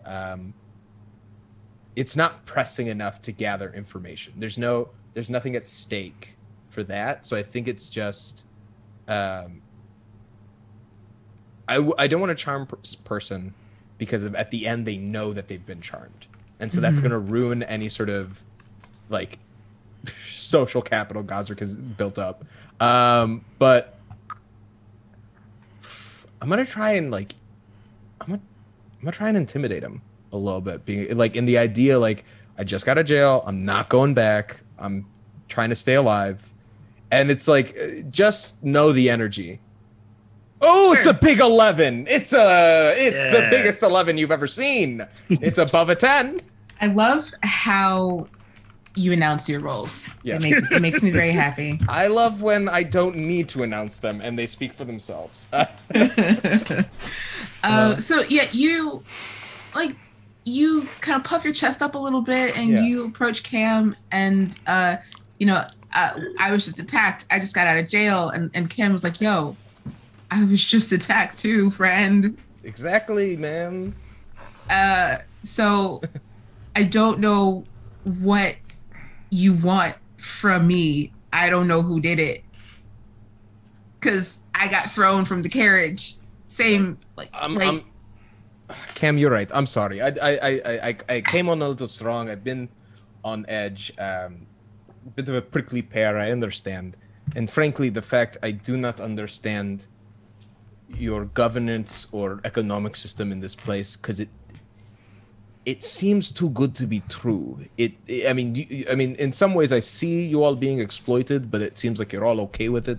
Like you're just like, look, you're talking about taking a nap as the most exciting thing that you've got. No, okay, now I'm going on a tangent. Can I stop you for a second, Gosrick? Please. Because you seem to be like the entire time that you've been on this, that you've been on the way here, and like Cam lowers their voice.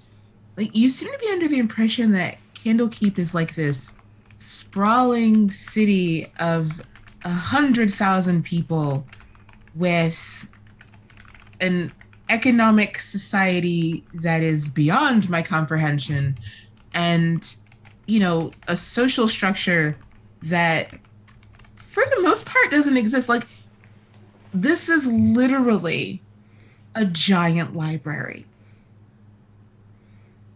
That's it. A giant library where people work and people need to be fed and people need to sleep. And like, it's older than me. So I couldn't tell you the first thing about how everything happens here. 'Cause I don't know. I just wake up one morning and it's like, oh, hey, you're going to hang out in the necessariums today. And I'm like, okay, great. And then like, I wake up another day and it's like, oh, you're going to do the, it's like, you're going to work in exaltation today, but from 4 bell to 7 bell, you have to walk around the library and shout very loudly the great prophecies of Alondo, which I'm going to be real with you. I don't think Alondo was as great a prophesier as they're saying. Okay? Like, but you have a very, very, very interesting impression of the library that we happen to live in. And I don't know what you want from your stay here. That's a good question, Cam, and thank you for stopping me. I don't know, man. I thank you for providing that perspective, because I think it's a good paradigm shift for me to analyze this space. I just feel, my man, that as we're going about, I am a businessman. I am a merchant, but I am also a druid in connection with nature and the world at large. Inherently, one of them involves exploiting the other. The way I make my goods and my sales is I take things from the forest and then I sell them. Mm-hmm. It's just the way that it works, and there's a good way to do it. It's not the best. There are definitely wrong ways to do it, for sure. Mm-hmm. And so you must forgive me for my entire life being this duality that I've grasped with, and encountering a, you may call it a library, but it is a civilization. You have a little pocket society here within these walls. And to interact with it without the need or desire or fear of greed imposing and increasing the level of exploitation feels, it is hard for me to accept. But I will try. Hearing you, I will try. I will keep my eyes open. But I just fear with how much knowledge is kept in Candlekeep. Oh. That someone can wield that power in a manner that makes their life easy at the expense of others' opportunity to increase. Got it. And perhaps if someone is limiting the ability for an outside party to open up a stall in this capacity, come on, you got to open it up a little. At that point, Cam like rolls their eyes and like claps you on the shoulder and is like, you are a very interesting individual. And I don't know. I look forward to your stay here. Cam, I look forward to talking about my stay with you. And really, my man, it's like, seriously, from traveling buddy to traveling buddy, if you hear something weird, like if something is going on with the runners, if there's another attack on your way out, let me know, okay? Persuasion.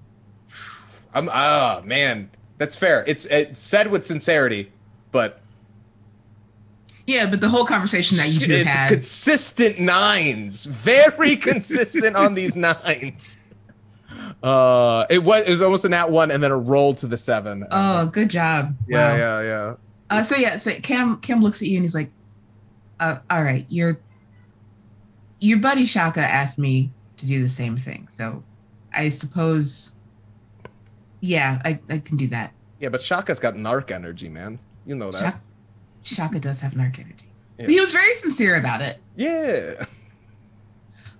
It's at this point that you hear the tolling of bells in the background. You hear 8 bells, and then all of a sudden you hear a kind of like a rush of people moving around, and into the stables walks a dark-skinned man with dreadlocks and hazel eyes and wonderfulness. And he says, "Yo, Cam, it's time to eat." And Cam looks at Damien and says, "Yeah, sure." And then Cam looks at you, Gosrick, and says, "Are you coming?" Yeah, of course. Lead the way. I don't know where I'm going. Okay. I mean, it's literally like 2 doors down. Oh, okay. Now I know. Yeah. And all of you hear these bells. Like Kent and Celise in the hearth itself are, are kind of maybe like shaken out of whatever revelry you two are in by the sound of the bells and then the influx of people who are coming in to eat. Shaka and Virgil are, as you're walking out of the Emerald Door, the bells and then you see people are like headed to the hearth. So is there a convergence? There's a converging. Like in Clue, where we all basically like, oomph. No. Yes. 1 + 2 + 2 + 1. Those three that were not with Celise and I, as they come in, are obviously getting Gosrick! Gosrick! Hey, bud. Yeah, Cam, you remember Kent, of course. Damien, I don't know if you met him. He's great. These are our pals. Shaka! Says Dahani. No, Hey, stop Dahani. right now. I look at Celise. Well, there's one more. Who? My Oh. boyfriend. I thought you were gonna yell. Well, you normally yell for him. I was leaving that to you. I know. Gosrick came first, and also I haven't screamed at Gosrick yet. So I mean, I've already yelled for Virgil, but I can do that too. it's true. There is a whole Cheers-esque reunion of revival. It's been like 20 Walk into the minutes. We haven't even been gone that long. Doesn't matter. It doesn't matter. No, oh my god. So Celise is extra about it. She like. Oh wait, I Yes. think Kent is taller than her, isn't he? Probably. He's a little over 6 feet, so yeah. I was gonna like rest my elbows on your shoulders and Oh. yell for Virgil. Are you kidding? I will bend down for that shit. You're still If, sitting and I stand up. Yeah, there you go. There you go. Yeah. Virgil! What? If Shaka sees Damien Oh. around, he's I don't know. He's just gonna give him a head nod because he's definitely worried that he offended the dude. So he's just gonna give him a little head nod. Yeah. Go ahead and make a what kind of check? What, head nod check? Yeah, make a head nod check. What? It's a No, the vibe check. I was gonna say, can wait, make- is that you wait? can- I don't we can see. make I don't see black on my character sheet. Is that, where's that skill check? Because I know, I got like +20 in that. Hold on. Right. it's like a Oh my god. check if you're skin folk is kinfolk at the You job. know, like we got that one. Careful. If you I'm have to sorry, make a that's- performance check. It's you're not kinfolk. No. Really though, what I want you to do, I want you to make me an insight check.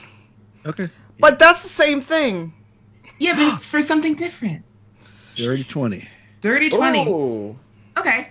As you are making your way to the hearth,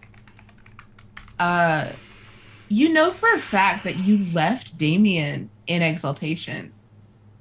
What is he doing up here? And that's where we're gonna end today. Wow. Okay. How dare you cliffhanger us like that? Oh, I dare. We are making quite the reputation for ourselves. Good. We sure are. Wow. Oh my god. If someone can draw, please draw Celise like almost climbing on poor Kent's shoulders. We do need people. We definitely need people who are so inspired to get that art going. I would love to see those. Oh my So God. good. Hey, artist. All right. What's up, Artisty? It is question time. Questions for the rivals, Yeah. for the NPCs, for and anybody who's not the people, actual people that you see on screen right now. Get your questions in. It is time. How we all feeling? Doing good. I don't even know anymore. This My is cheeks hurt, fantastic. you know? This is Yeah. so good. Very having a fun. blast. I'm excited for Candlekeep. I'm gonna get to that binder spot next week, and I'm. Oh, that's like, right. I'm so sorry. We forgot to No, get no, you there. No, it's okay. I listed out literally 3 locations. Everyone was like, I'm gonna go to one spot. I'm gonna go to one spot. I was like, I'm gonna go here, here, and here. Was And I was Dude like, making up for that lost week? Like, no, bam, bam, bam. I'm you really getting did. in, digging my feet. Yeah, in. you really did. It's a question for Tahani. Yeah, you question for interest- me. Are you interested in learning the martial arts and ways of the monks of Candlekeep? Well, I'm definitely interested in seeing how their arts differ from my arts. You know, most monks are kind of trained in the art of like manipulating ki and exploding people's hearts, but I am more just like, how many weapons can I learn before I can learn no other weapons? That's me. So I guess it'd be cool to kind of see what other monks do. Question for Damien, Kit, and the other NPCs. All right, Damien, Kit, Cam, Finch, Mills, and Amaya. Yeah. After the rivals you interact with wander off, what are your impressions? Are you going to attempt to avoid them or see what kind of trouble they get into? Well, Amaya and Mills are a little flustered. Tallow and Wick is a new publishing company, and they don't quite have their feet under them yet. We're hoping that Salisa's book is the thing that really pushes the publishing company into the public eye. So far we've only done like kids books, and it's not great. But we're really hoping that this will be something that will be beneficial for everybody. That's Mills. Kit is confused. She's thinking, like, which monk do I report? Our hierarchy is so, I don't know who gets the food. I just make sure that the food goes where it needs to go. I'm so confused. And Damien, flustered at first, but now having been able to procure the knowledge that Shaka and Virgil were looking for, feels a little bit better about that interaction. He just thinks that, they're new to Candlekeep. They don't quite get the structure of how the runners work or what kind of knowledge is here. So he's feeling pretty neutral. Pretty good. I was worried. Yeah, Damien will definitely interact with Shaka and Virgil again. Kit is, we don't know, and Mills and Amaya kind of have to, but they're happy about it. Another question for Dahani. Am I gonna get that art book publishing deal while I'm here? Art book? I've never thought about doing an art book. That's her question. That's her answer. We have a question for Celise. What is the worst part of Tyr's silence towards you? You just jabbed right in the heart, huh? Yep. Let's go. Wow. Just no sympathy. I'm excited. I'm concerned about you right now. I'm fine. It's fine. Everything's fine. Celise actually like frowns at that, and she's like, "There's a lot that's bad about this. I'll just say that it feels almost as bad as it did when my wife died in my arms."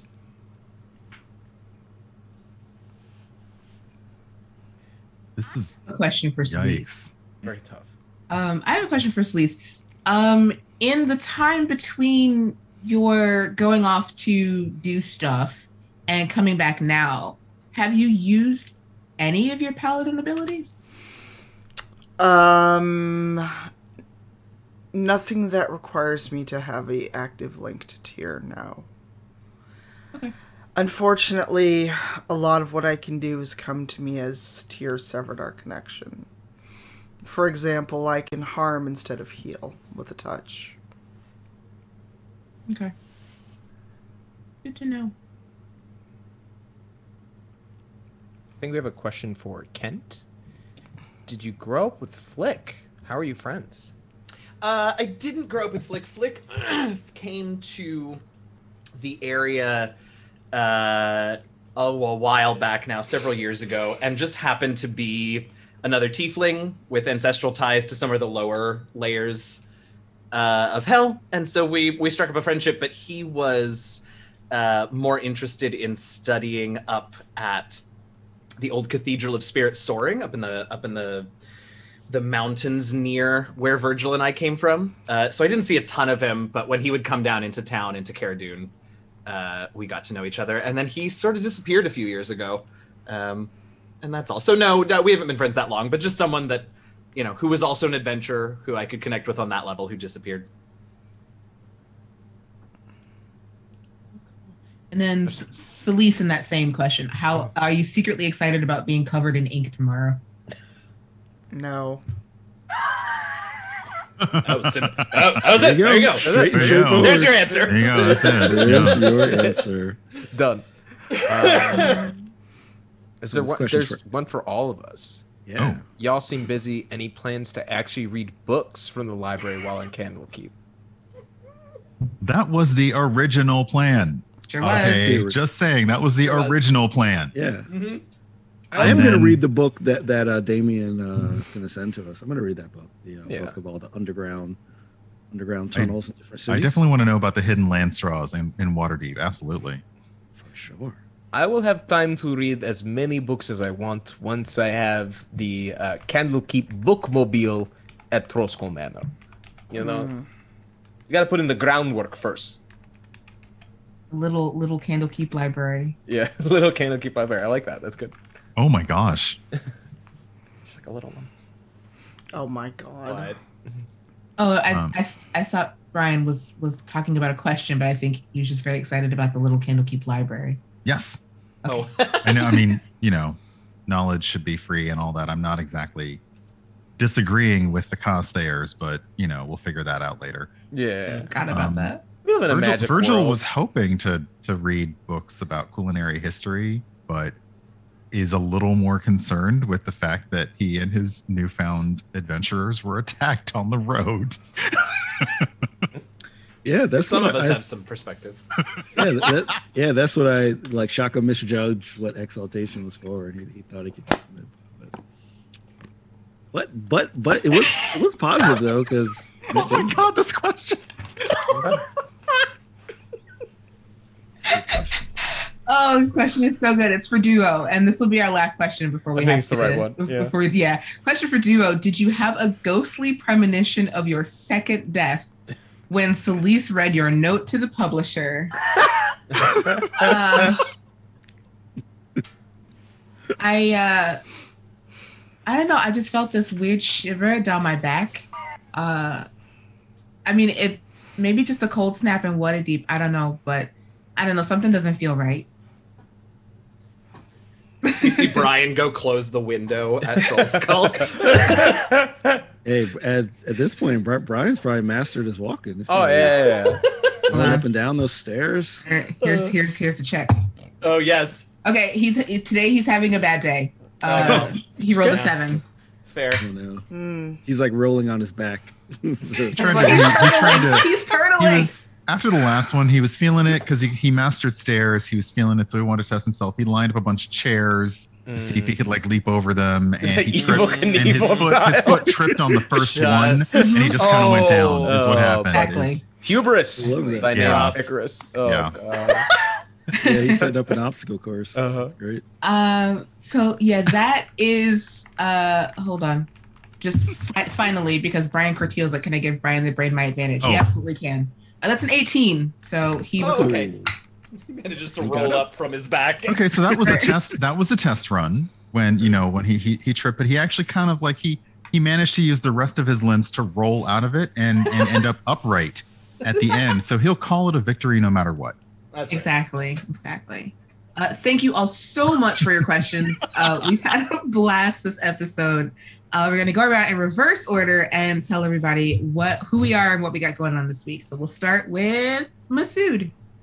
Hey y'all, I'm Masood. You can find me on the internet at Marudboy, on Instagram, at Twitter, MAHRUDBOI. And what I got going on is I'm here with the Rivals on Sundays. Right now, we're currently on break in between seasons for stuff that we do with Indoor Recess over on Roll20 and this channel on D&D. But we'll be back next week, so keep an eye out. I've got a character, and I wanted you to know, Eugenio particularly, I was going to talk to you off stage about it, but we can put it out in the open. People might say something because my new character is also named Kent.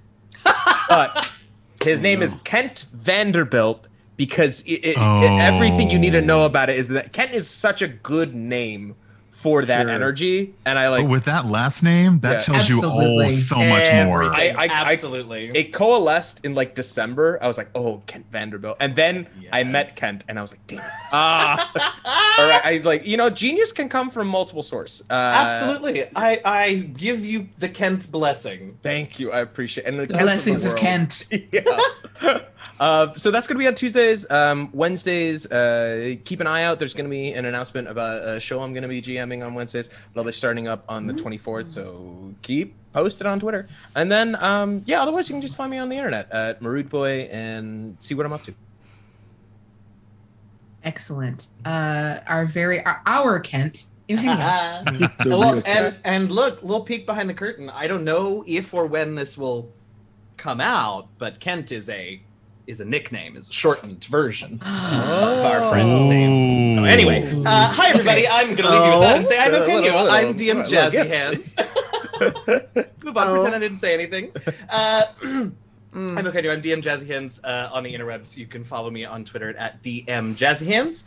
I got a big week coming up. So tomorrow I am going to be hanging out and playing Melee Ball tomorrow evening at I think 7 p.m. Central, which means 8 p.m. Eastern, 5 p.m. Pacific, over on twitch.tv/Corso, I believe is that channel. Check out my Twitter for those details. That'll be fun. Just a little sort of gladiatorial style D&D rule-based PvP match, which is not a thing I usually do, but it sounds like fun. So you can come check me out there. I stream on Twitch. You can follow me. I play Dragon Age Inquisition on Tuesdays and Thursdays, twitch.tv/DMJazzhands.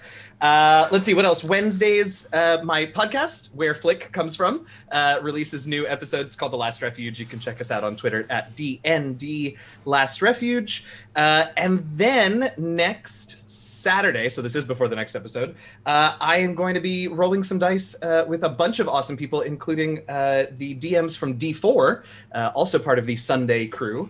Heck yeah.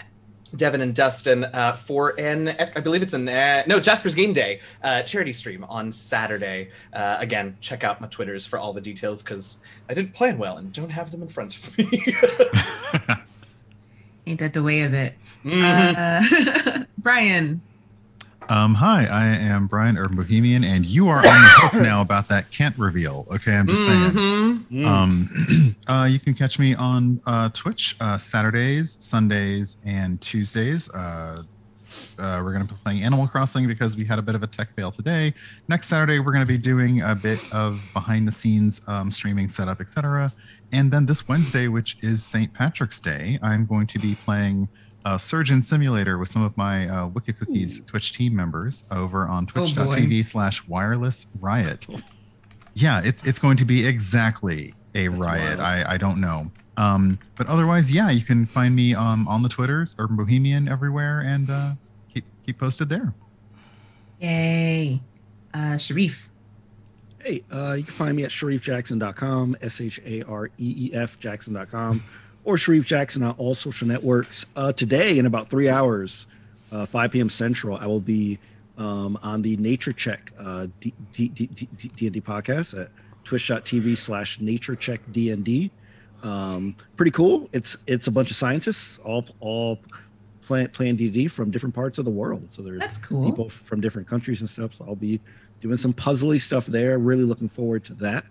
On Monday mornings, I have my Kids on Bikes campaign at 10 a.m. Central at twitch.tv/Roll20app. Some people may have turned into turnips, allegedly. But yeah, it is a bunch of fun and a bunch of cool kids in this town of Techburg. On Tuesday mornings at 10 a.m. Central, I do our video game stream here at twitch.tv/Rivals of Waterdeep. Spirit Fair is still going strong. We are enjoying ourselves with that game. And on Thursday mornings at 10 a.m. Central, I do the GM prep for Kids on Bikes at twitch.tv/Roll20app. Excellent. Tanya. Oh boy, it's a busy week. Thursday, it is our penultimate episode of Cyberpunk Red over on Stereoscape's channel. No more D&D with the homies, but if you were at my channel yesterday, you did hear that we are going to do more. We're getting funded for more episodes. Nice. But two changes. It'll be Tuesday nights, because people still have day jobs. And we're going to be on Zombie Kills channel. because it is getting sponsored by or supported by Twitch. So more D&D with the homies. We're still getting paid because I like y'all. I don't like y'all enough to work for free. And actual start date is TBD. But yeah, there will be more D&D with the homies. So more adventures with all the shenaniganry. Some people may change the characters. We haven't decided yet. And then Sunday, obviously back here. But a couple things. Follow the Black Dice Society on Twitter. There are shenanigans afoot. An official announcement is coming March 22nd. I will throw the trailer tweet in the chat. So follow that channel and everybody listed. As soon as we can tell you, we will. I'm so curious. I seen B Dave dropping them hints. Yeah, and that's a dope trailer that B Dave did. And then for anybody that may not have seen it, I'm now an Xbox MVP for Yay! So it's like I gotta really do work and stuff. It's not just all yay, I'm an MVP. So yeah, I may stream later. I got a copy of Forza 4. Me and driving games. Let's see how I do with a bad finger. Or just you and driving games. I think that might be what we're ending on, guys. Okay, I got you, Mr. Gray. I got you. Oh, and I have been your dungeon master, Latia Jaquise, at Latia Jaquise everywhere, except for the places I'm not.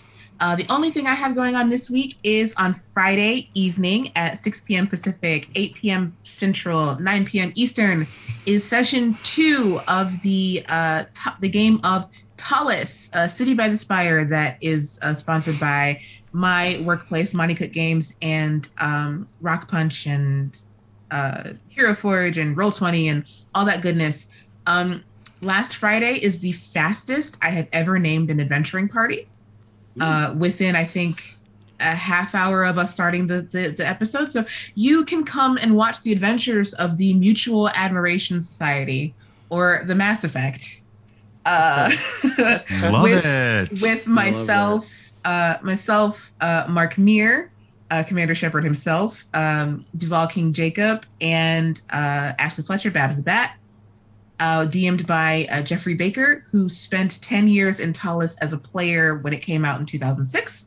So we're being led by someone with fantastic knowledge of the world, and we've got 3 more episodes to show it off. So come hang out at twitch.tv/rockpunchatl on Friday evening, and then you'll see me back here on Sunday as we figure out exactly what is going on in Candlekeep.